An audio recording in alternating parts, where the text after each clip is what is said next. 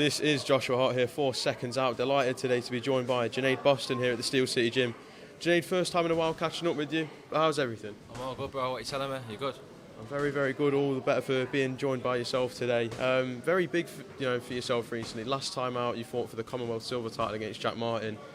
Ordered now to fight for the English title. You've got prospects at Queensbury calling you out. You just seem to be flying at the moment, aren't you? Popular name in demand by the looks of things. Yeah, it's been a bit hectic the last few months. I've not even boxed since April, but yeah, everything's working itself out. I mean, it's what happens when you're doing well. You get all sorts of attention, all sorts of people calling you out, and I take it as a positive thing. We'll start off by reflecting on your last fight against Jack Martin.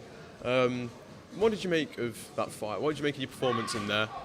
It was decent. Like, if I'm honest with you, credit to Jack. He was very, very tough. Too tough for his own good. If anything, I feel like I underestimated how tough he was. I hit him with everything other than the kitchen sink, and even then, he managed to get up at the end. So credit to Jack. He's a very tough man. But overall, I feel it was a good performance. It was my first 10-rounder. I'd like to think I could have got him out of there sooner, but it was a peach of a shot what got him out of there at the time. I did stop him, so all in all a good performance, but definitely things to improve on and work towards.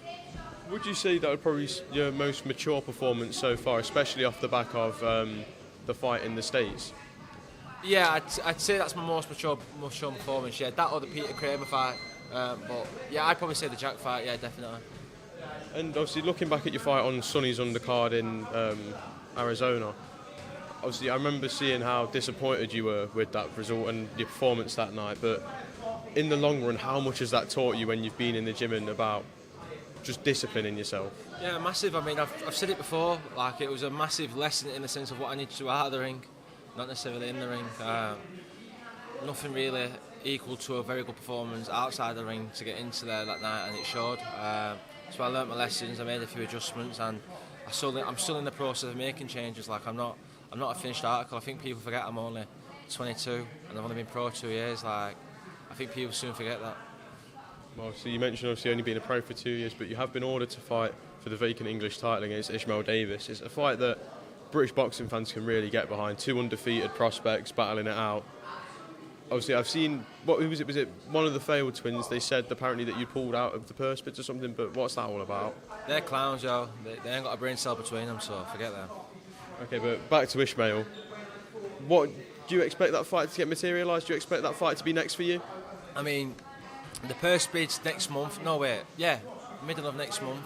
So we've got to work towards a deal towards then. I know Ish isn't going to pull out by the looks of things. I ain't pulling out, so yeah, we'll leave it towards the management. That's what they do best. Well, definitely my management. Do you feel the fight should be easy enough to put together? Obviously, you're both under contract with Matchroom. Do you feel the fight should be an easy one to get made? I mean, yeah, you'd think so, but like again, I'm not really involved with everything like that. I've got the best in the business, SJAM looking after me, so I'll leave it all towards them. If it was me, I'd be fighting everyone and anyone, but of course, like, you employ these people to guide you, so if I'm not listening to them, what's the point? So I'll let them control them things. And looking at the fight with Ishmael actually in the ring, what do you expect from Ishmael in there? A lot. Listen, Ish is a very good fighter. He's a good bloke. Do you know what I mean? Like we know each other very well. Yeah, I mean it'll be a good fight if it happens down the line or now. Who knows? We'll soon see. Is it a tough one? Not necessarily for yourself, but obviously Ishmael he's obviously under management with Sonny Edwards and Lee Eaton. Does that put a bit of I'm not sure what the word is, but obviously with Sonny being your stablemate and watching your rise, but also then managing Ishmael, does that just put him in a bit of a tricky spot? Who's Sonny? Yeah. I mean, you'd think so, but I mean, he's got to do best for his fight, hasn't he? Ish, so let him do that. What about does that affect the relationship in the gym at times? Maybe when you're there preparing for the fight, but then obviously it's his fight that you're going against. Is there any worries that maybe he could be feeding on a little bit of inside detail to Ish? I mean, regardless, I'm not asked. I know I beat Ish regardless of what information he has. Ish is a good fighter, but me and Ish knows what's what anyway, regardless of what people are saying here. Then that there's a mutual respect.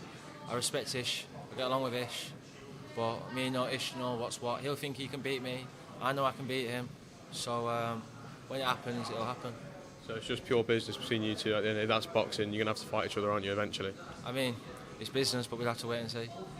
And then just obviously, I know you said you can't be asked to talk about them, but I do want to just quickly grab a word on the failed twins we saw. I want to say it was Ben Fail in the ring at the weekend. Obviously, I know you weren't one watching it, but you had a little exchange on Twitter afterwards. What were your thoughts on Ben's performance from what you have seen and heard? I've not watched anything, but I've heard it is shit. I'm honest with you.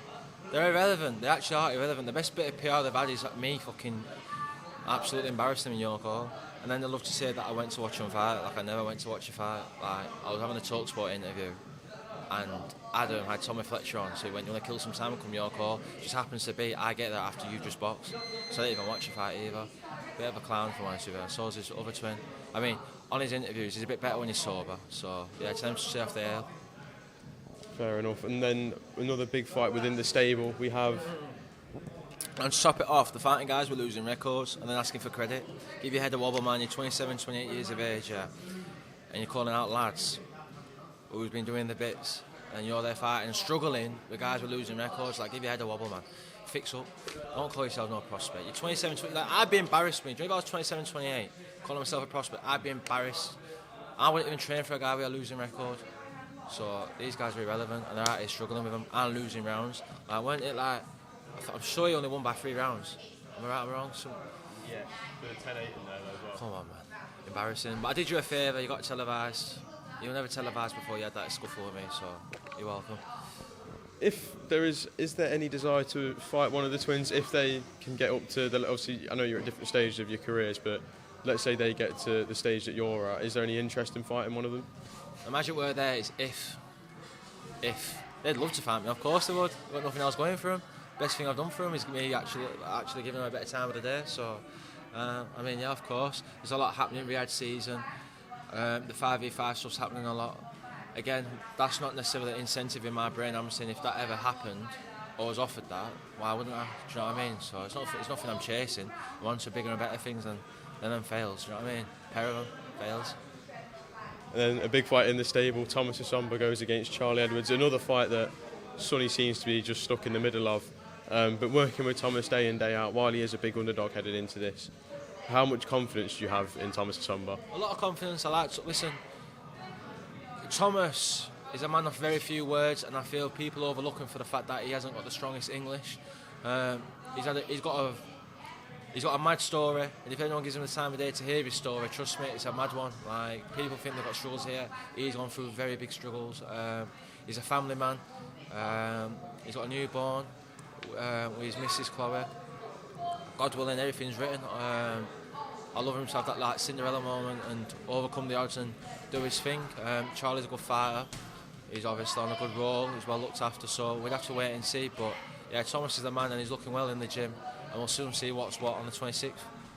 And then I just want to grab your thoughts on a big fight coming up under a month to go now until we see Anthony Joshua versus Daniel Dubois at Wembley Stadium. When you look at that fight on paper, who do you side with? I'm more excited for the undercard, if I'm honest with you. But yeah, you'd have to say AJ, but Dubois no mug, and he'll come in there very game and well. And I feel like he's like he's crossed a bridge mentally, Dubois. And I feel like he's done well in his last few performances mentally. The Hrgovic fight showed a few weaknesses. Like, Hrgovic couldn't really miss him with the backhand for the first 2-3 rounds, and I think there's a difference between the Hrgovic backhand and an AJ's backhand. So I mean, if that's adjusted, it could be a better fight than what we expect. But for me, it'll be AJ. And you mentioned obviously being more excited for the undercard. Which fight on the undercard stands out most for you? I don't know, So it's just overall a very good undercard. If I'm honest with you, I focus on the lower weights than necessarily the bigger weights. But overall, Riyadh season doing very well. Shout out to Turki Al Sheikh. He's doing his thing. The undercards are very well. The American card were very good. So I mean, it'd be a pleasure to join one of these cards sometime down the line. And then in December, we see obviously another one of Riyadh season's cards. We see the rematch between Oleksandr Usyk and Tyson Fury. Obviously, we saw their first fight, a very close fight, a fight that a lot of people debated on who won. But when they get in the ring for the rematch, who do you feel comes out on top? I mean, I was there, and if I'm honest with you, like, I don't know how to explain it here. Like, you couldn't complain either way it went. Yeah.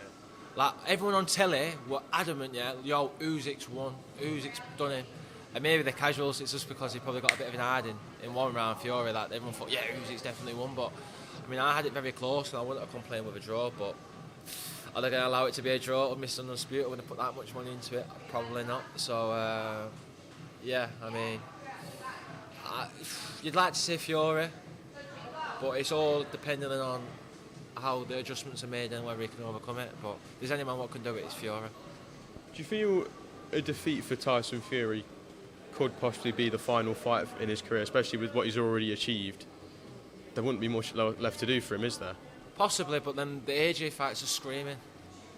It would be the biggest what if it never happened. So you'd like to not think so. But in an ideal world, Fury wins, AJ wins, and it sets up a beautiful fight for the Undisputed. And hopefully that'll be at Wembley. When we talk about the biggest what ifs in boxing, obviously I think one of them was AJ versus Wilder when they were both in their primes at their peak. Which fight would be a bigger miss, obviously AJ versus Wilder, or if we never see AJ versus Fury? AJ Fury. No debate. 100%, a million %. Come on, with two Brits, what fight would you rather see? I don't know if I'm allowed to give my opinion on that as a reporter. Liam, what fight would you rather see if the AJ, like down the line at any time, but back in the day as well, what fight would be the biggest what if? The AJ Fury fight? Or the AJ Wilder fight? AJ Wilder, mate. What? AJ Wilder. So you'd rather see AJ I think it's been talked so much. Dead, isn't it? It's dead. No, you think that's the biggest what if, bigger than AJ Fury? No, that's the one, but it's never going to happen, so you might as well say AJ. You're saying the AJ Fury fight never happens? I mean, I like to think different. I mean, I like to think it does happen. I think there's too much money involved. I think there's too much spectacle involved and too many eyeballs for that fight to never happen. I think they'll kick themselves if it doesn't happen. Imagine like your career's done, you've achieved as much as AJ has and as much as Fury has, and then you're getting stopped on the street, you're getting stopped at events and saying, oh, how come you never fought Fury, or how come you never fought AJ? Like, it'd be silly not to fight. So I think there'll be enough money put on the table, regardless if they won or lost the next fights, for them to fight. It does seem it's going to be next. Eddie Hearn and Spencer Brown have both come out and said, regardless of results, they will fight next. So when that fight does get materialised, and hopefully at Wembley Stadium, who do you feel would be the favourite going into it? I'm not going to lie, I've gone so back and forth with this. Sometimes I've been adamant Fury will win, sometimes I've been adamant AJ will win. I think it's a very good clash of styles, and I think it's almost, you've also got to take into consideration the place of what they are in their careers. I don't know, if I'm honest with you. I couldn't really. I just enjoy it as a fan, if I'm honest with you. I'm not an AJ fanboy, I'm not a Fury fanboy, so it'll be one of them, like, I just love to watch it.